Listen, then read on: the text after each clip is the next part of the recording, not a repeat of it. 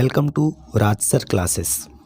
आज है 12 मई 2025 और 12 मई से संबंधित जितने भी प्रकार के करंट अफेयर के क्वेश्चन बन सकते हैं वे सारे इंपॉर्टेंट क्वेश्चन इस वीडियो में डिस्कशन करने वाले हैं। तो चलिए वीडियो में आगे बढ़ते हैं, बातचीत करते हैं। अगर अभी तक आपने चैनल को सब्सक्राइब नहीं किया है तो पहले चैनल को सब्सक्राइब करें, बेल आइकन को दबाएँ ताकि आगामी वीडियो की नोटिफिकेशन आपको मिल सके। चलिए पहला क्वेश्चन देखते हैं। हाल ही में राष्ट्रीय प्रौद्योगिकी दिवस कब मनाया गया? तो ये दोस्तों 11 मई को मनाया गया। तो option number B right answer हो जाएगा। भारत में प्रतिवर्ष 11 मई को राष्ट्रीय प्रौद्योगिकी दिवस मनाया जाता है। वही राष्ट्रीय प्रौद्योगिकी दिवस 2025 के लिए आधिकारिक थीम क्या है? तो यंत्र नई प्रौद्योगिकी, अनुसंधान और त्वरण को आगे बढ़ाने के लिए युगांतर, ये इसकी थीम है, ये आपको ध्यान रखना है। अब इम्पोर्टेंट डे वाला क्वेश्चन है। मई 2025 के इम्पोर्टेंट डे देख लेते हैं। 1 मई को अंतर्राष्ट्रीय मजदूर दिवस और रामकृष्ण मिशन स्थापना दिवस मनाया गया। 2 मई को विश्व टूना दिवस मनाया गया। 3 मई को विश्व प्रेस स्वतंत्रता दिवस। 4 मई को कोयला खनिक दिवस और अंतर्राष्ट्रीय अग्निशामक दिवस मनाया गया। 5 मई को विश्व हाथ स्वच्छता दिवस और विश्व पुर्तगाली भाषा दिवस मनाया गया। 6 मई को इंटरनेशनल नो डाइट डे मनाया गया और 7 मई को विश्व एथलेटिक्स दिवस मनाया गया। अच्छा, 8 मई को विश्व रेड क्रॉस दिवस और अंतर्राष्ट्रीय थैलेसीमिया दिवस मनाया गया। 9 मई को यूरोप दिवस और 10 मई को विश्व ल्यूपस दिवस मनाया गया। तो इतने अभी तक हमने मई मंथ के इम्पोर्टेंट डे कंप्लीट कर चुके हैं। आपको डेली पढ़ना है, डेली याद रखना है ताकि आप क्वेश्चन को भूलें ना। चलिए बात करते हैं नए क्वेश्चन की। हाल ही में रूस के राष्ट्रपति ने यूक्रेन के साथ कहाँ वार्ता करने का प्रस्ताव दिया है? तो ये तुर्की में दिया है। कहाँ पे दिया है दोस्तों? तुर्की में एक स्थान है इस्तांबुल, है ना। कौन सा स्थान है? इस्तांबुल। यहाँ पे तुर्की में राष्ट्रपति रूस के हैं, कौन? व्लादिमीर पुतिन है। और यूक्रेन के राष्ट्रपति कौन है? तो व्लादिमीर जेलेंस्की है।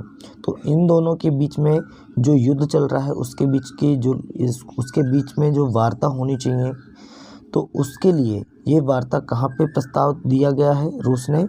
तो ये तुर्की में प्रस्ताव दिया गया है, ये आपको ध्यान रखना है। चलिए अब बात करते हैं तुर्की की।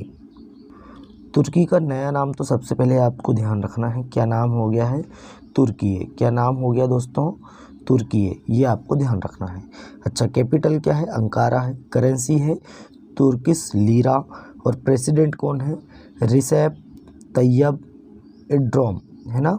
एर्डोगन या एर्दोगन आप पढ़ सकते हैं। चलिए बात करते हैं नेक्स्ट क्वेश्चन की।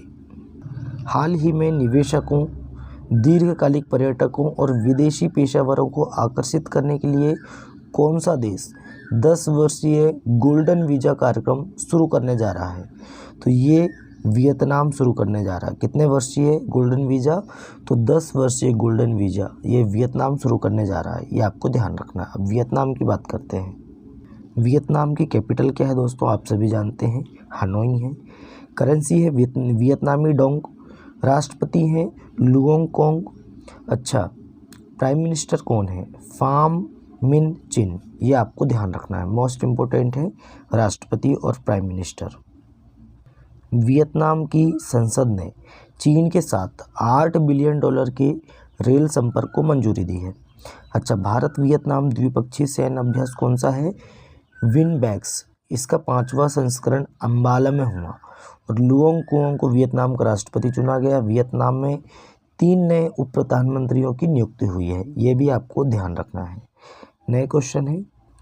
हाल ही में त्रिसेना संभावित युद्ध अभ्यास पाठ्यक्रम का दूसरा संस्करण कहाँ संपन्न हुआ है? तो ये नई दिल्ली में संपन्न हुआ है। कहाँ पे हुआ है? नई दिल्ली। तो option number B right answer हो जाएगा, नई दिल्ली।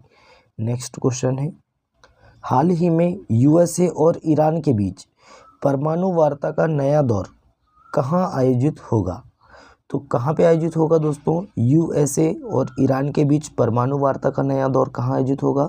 तो ये ओमान में आयोजित होगा। तो option number A right answer हो जाएगा, ओमान। अब ओमान की बात करते हैं। ओमान की कैपिटल है मस्कट। करेंसी है ओमानी रियाल और यहाँ के सुल्तान कौन है? हैथम बिन तारिक। कौन है? हैथम बिन तारिक, ये आपको ध्यान रखना है। नए क्वेश्चन है, हाल ही में दीपिका कुमारी ने तीरंदाजी वर्ल्ड कप 2025 में कौन सा पदक जीता है? तो दीपिका कुमारी भारतीय खिलाड़ी हैं, तीरंदाजी खिलाड़ी हैं और इन्होंने तीरंदाजी वर्ल्ड कप 2025 में कांस्य पदक जीता है। कौन सा पदक जीता है?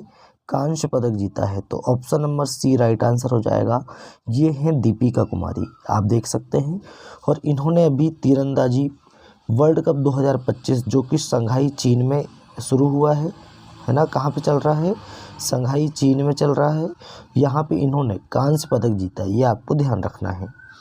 चलिए नेक्स्ट क्वेश्चन है, हाल ही में रक्षा मंत्री राजनाथ सिंह ने ब्रह्मोस मिसाइल की प्रोडक्शन यूनिट का शुभारंभ कहाँ किया? तो ब्रह्मोस मिसाइल की प्रोडक्शन यूनिट का शुभारंभ कहाँ पे किया है?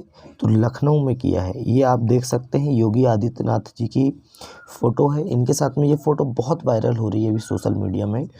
तो अभी ये दोस्तों ब्रह्मोस मिसाइल की प्रोडक्शन यूनिट का शुभारंभ कहाँ किया गया? तो लखनऊ में किया गया, ये आपको ध्यान रखना है।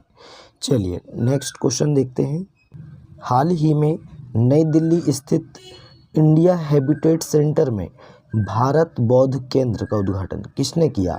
तो ये दोस्तों हमारे केंद्रीय ऊर्जा और आवासन एवं शहरी कार्य मंत्री हैं मनोहर लाल खट्टर जी, है ना। और इन्होंने दोस्तों नई दिल्ली स्थित इंडिया हैबिटेट सेंटर में भारत बौद्ध केंद्र का उद्घाटन किया है।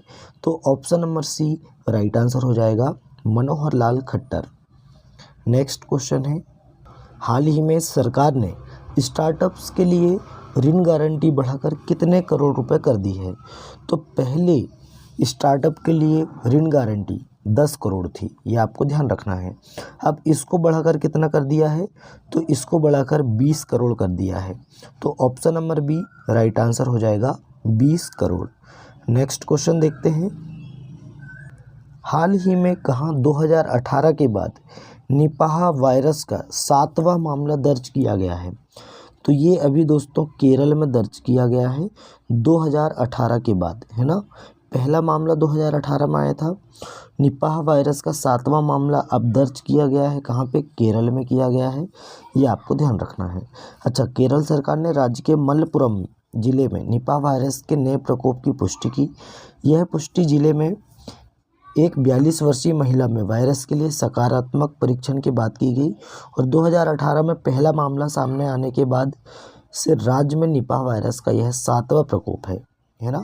और यह दोस्तों जूनोटिक बीमारी है, मतलब कि यह बीमारी यह वायरस जो है जानवरों से इंसानों में फैलता है, ये भी आपको ध्यान रखना है। चलिए बात करते हैं केरल की। केरल की कैपिटल है तिरुवनंतपुरम, सीएम है पिनरई विजयन और गवर्नर हैं राजेंद्र अर्लेकर, ये आपको ध्यान रखना है। प्रधानमंत्री मोदी ने केरल के तिरुवनंतपुरम में विजिंझम अंतर्राष्ट्रीय बंदरगाह लोकार्पण किया और केरल के विद्युत बोर्ड ने V2G प्रौद्योगिकी के लिए IIT मुंबई के साथ समझौता किया। ASI ने केरल में 110 से अधिक महापाषाण संरचनाओं की खोज की। विश्व स्तर पर महिलाओं की सबसे बड़ी सभाओं में से एक अट्टुकल पोंगाला का आयोजन केरल में हुआ और मुख्यमंत्री पिनरई विजयन ने उन्नत साइबर सुरक्षा संचालन में केंद्र का उद्घाटन किया, है ना। मुख्यमंत्री पिनरई विजयन ने उन्नत साइबर सुरक्षा संचालन केंद्र का उद्घाटन किया और केरल के बेलूर गांव में सदियों पुरानी आत्मा पूजा अनुष्ठानों के अवशेष मिले हैं और केरल सरकार ने नैनामृत 2.0 नामक एक AI संचालित नेत्र जांच पहल शुरू की है। एक्सपायर हो चुकी दवाओं के वैज्ञानिक निपटान में केरल टॉप पर रहा। इतना आपको केरल के बारे में फैक्ट ध्यान रखना है। नए क्वेश्चन है, हाल ही में अमेरिका ने किस देश के साथ व्यापारिक समझौता किया है? तो अमेरिका ने चीन के साथ, option number A right answer हो जाएगा, चीन के साथ व्यापारिक समझौता किया है। तो अमेरिका ने किस देश के साथ व्यापारिक समझौता किया है? तो चीन के साथ व्यापारिक समझौता किया है। और ये जानकारी किसने दी है? तो अमेरिका के सेक्रेटरी ऑफ ट्रेजरी स्कॉट कौन है? अमेरिका के जो सेक्रेटरी ऑफ ट्रेजरी कौन है? तो स्कॉट बेसेंट। इन्होंने कहा है कि मुझे यह बताते हुए खुशी हो रही है कि अमेरिका और चीन ने व्यापार समझौते में महत्वपूर्ण प्रगति कर ली है। इस समझौते की जानकारी राष्ट्रपति डोनाल्ड ट्रंप को दी गई है। इसका विवरण कल जारी किया जाएगा। ये बात किसने कही है? तो अमेरिका के सेक्रेटरी ऑफ ट्रेजरी कौन है? स्कॉट बेसेंट, ये इन्होंने बात कही है। तो इस क्वेश्चन का राइट आंसर हो जाएगा चीन। अब बात करते हैं चीन की। चीन की कैपिटल क्या है दोस्तों? चीन की कैपिटल है बीजिंग। अच्छा, चीन के जो राष्ट्रपति हैं उनका नाम क्या है? तो चीन के राष्ट्रपति हैं शी जिनपिंग। और चीन की करेंसी क्या है? तो रेनमिनबी। ये आपको ध्यान रखना है। चलिए बात करते हैं 2025 में सबसे अधिक सक्रिय सैन्य बल वाला देश चीन बना है। अच्छा, चीन गैस हाइड्रेट्स के अध्ययन के लिए समुद्र के नीचे अनुसंधान केंद्र बना रहा है। रेयर अर्थ एलिमेंट्स और मैग्नेट के निर्यात पर चीन ने रोक लगा दी है। और चीन ने वर्ष 2025 में अपने सैन्य खर्चे में 7.2% की वृद्धि की है। 34वां ITTF ATTU एशियाई कप चीन में शुरू हुआ। और चीन दक्षिण चीन सागर में गहरे जल में अंतरिक्ष स्टेशन बनाएगा। चीन के फुजियान प्रांत में सबसे पुराना जुरासिक पक्षी जीवाश्म मिला है। इतना फैक्ट आपको चीन के बारे में ध्यान रखना है। तो दोस्तों आज का हमारा करंट अफेयर यहीं समाप्त होता है। वीडियो कैसा लगा कमेंट करके बताएं। अपने दोस्तों में ज़्यादा से ज़्यादा वीडियो को शेयर करें, लाइक करें और चैनल को सब्सक्राइब करें।